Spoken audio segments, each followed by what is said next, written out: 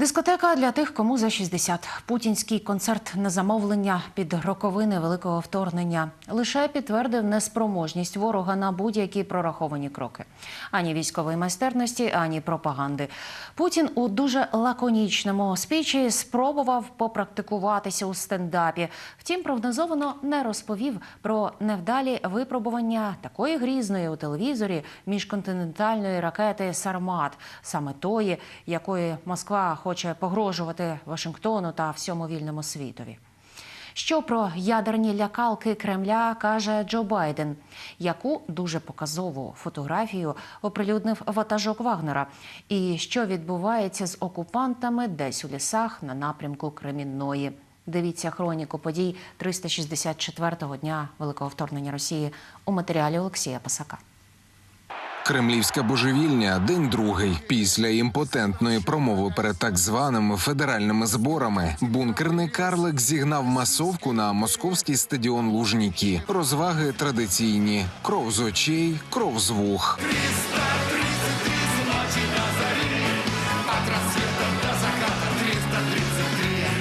Що нижче температура повітря, то коротше у Путіна промова. На морозі у мінус 14 порожнє базікання публіка слухає не понад годину, як напередодні, а лише кілька хвилин. Прямо сейчас идет бой на наших исторических рубежах.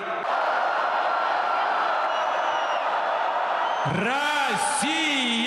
Немає Путіна, немає причини залишатися. Люди, які швидко крокують зі стадіону, не хочуть говорити ані про обіцяну годівлю безкоштовною гречкою, ані про враження. Люди замерзли, чая нет, гречка закончилась, люди замерзли и уходят массово все.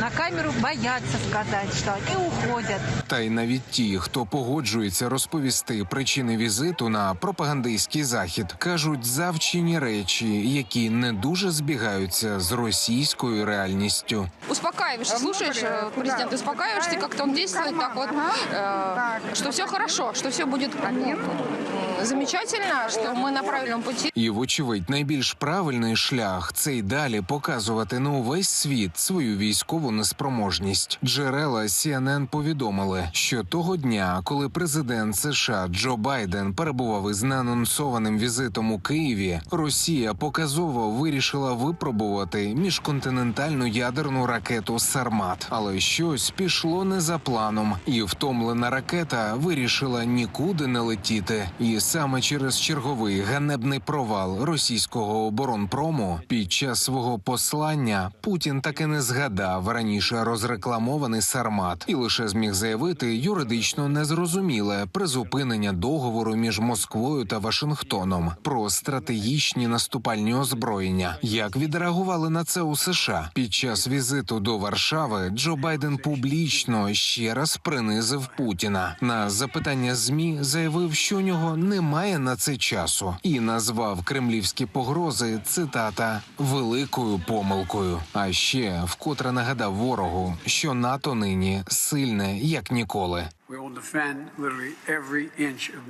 Ми захищатимемо буквально кожен дюйм НАТО. І це важливий момент. Я нетерпляче чекаю обговорення та наступні кроки, які ми можемо зробити разом, для того, щоб наш альянс був сильним і для подальшого стримування агресії. Усе поставлено на карту, і справа не лише в Україні.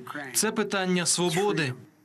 Свобода – незрозумілий термін для путінських посіпак. І краще за інших це нині відчуває ватажок вагнерівців Пригожин. Іронія долі. Спочатку підробляєш кухарем Путіна, заробляєш мільйони на фабриці інтернет-тролів у Ольгіно, отримуєш ліцензію на вбивство в різних країнах із найманцями так званої приватної військової компанії. А потім кажеш зайве про російський генштаб. І тепер лише можеш розлючено розповідати на загал, як ЗСУ нищать твоїх окупантів десятками та сотнями, поки кремлівське міністерство нападу відмовляє тобі в боєкомплекті. Выкладываю фотографию. Это одно из мест сбора погибших. Это парни, которые погибли вчера по причине снарядного голода, так называемого. Их должно было быть в 5 раз меньше. В 5 раз. Уйдем ли мы с Бахмута? Да нет, не уйдем мы с Бахмута. Мы будем просто погибать в 2 раза больше, пока все не закончатся. І це звучить як хороший план, і норми його виконання в ЗСУ тримаються на стабільно високих показниках. Минулої доби Сили оборони України втамували снарядний голод ще для понад 600 окупантів. Також знищено ще 8 танків, 7 бойових броньованих машин, 7 артилерійських систем та 2 одиниці автомобільної техніки. Підбито ще 3 безпілотники. А це напрямок Креміної. Як повідомив керівник Луганської обласної військової адміністрації, окупанти намагалися піти на штурм силами однієї роти танків та піхоти. Результат очевидний. Самі ж військові пропагандисти країни ворога скавчать у телеграм-каналах, що усе через командування, яке традиційно кинуло в атаку ані без прикриття з повітря, ані без артилерії. Спалили танк на. Горить, пі***р! Пі***а вам! Орки, єбать! Олексій Пасак, 5 канал.